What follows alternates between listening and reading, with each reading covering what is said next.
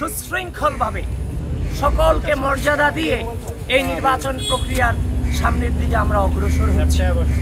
প্রিয় বন্ধুগণ, আমি শেষ পর্যায়ে আছি।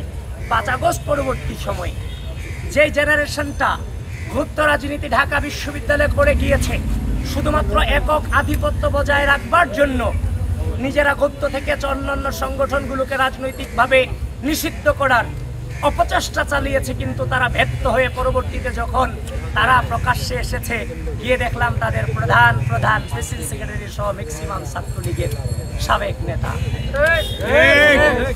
এখন 5 আগস্ট পরবর্তী সময় আমরা এই জেনারেশনটা কখনো কল্পনা করিনি যে তারাও তাদের যে পূর্বসূরি মুক্তিযুদ্ধ সম্পর্কে যে ধারণা ওন করে তারা এটাকে ওন করে, এটা আমরা চিন্তা করিনি। আমরা ভেবেছিলাম আমরা একই জেনারেশন, কিন্তু 5 আগস্ট পরবর্তী সময় ঢাকা বিশ্ববিদ্যালয়ের মাটিতে রাজাকার শব্দটাকে জেনারেলাইজেশন করুন, মুক্তিযুদ্ধ ভুলক্রমে হয়েছে ম্যাগাজিনে এই ধরনের তথ্য প্রকাশ করুন, জাতীয় সঙ্গীতকে অবমাননা করুন, টিএসসিতে দাঁড়িয়ে যারা স্বীকৃত রাজাকার, বিচার প্রক্রিয়া নিয়ে অবশ্যই প্রশ্ন আছে, কিন্তু যারা স্বীকৃত রাজাকার তাদের তো ছবি আপনি টিএসসিতে টানাতে পারেন না।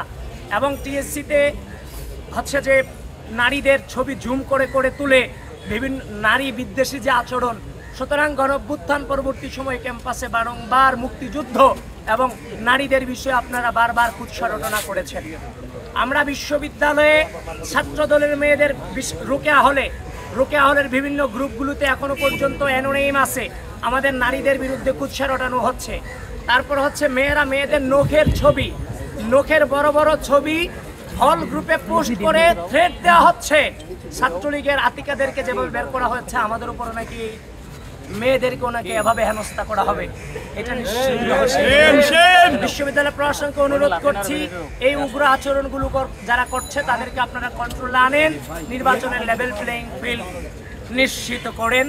আর আমি শুরুতেই যেটা বললাম, ঢাকা বিশ্ববিদ্যালয়ের মুক্তিযুদ্ধ এবং নারীদের ব্যাপারে যেই নোংরামি করা হয়েছে, তো যদি বিশ্ববিদ্যালয়ের প্রশাসনের পক্ষপাতিত্বের আচরণ আমাদের বিরুদ্ধে আপনারা আনেন, তাহলে আপনাদেরকে নির্বাচনের মাঠে এন্ট্রি দিয়ে সর্বপ্রথম পক্ষপাতিত্ব করেছে বিশ্ববিদ্যালয় প্রশাসন। প্রিয় বন্ধুগণ, আমাদের এই পর্যন্তই ছিল আজকের কথা।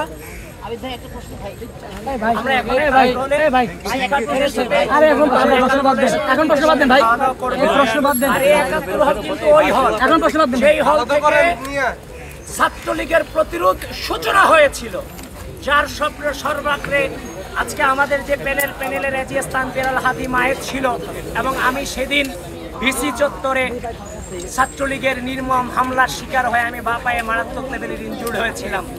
আমাদের প্যানেলের যারা এখানে আছি ম্যাক্সিমামে সেদিন আমরা ছাত্রলীগের হামলায় ইনজুর্ড হয়েছিলাম, আর সেটার সূচনা হয়েছিল বিজয় একাত্তর হল থেকে। আমরা আজকে সেই হলেই খাওয়া দাওয়া করি।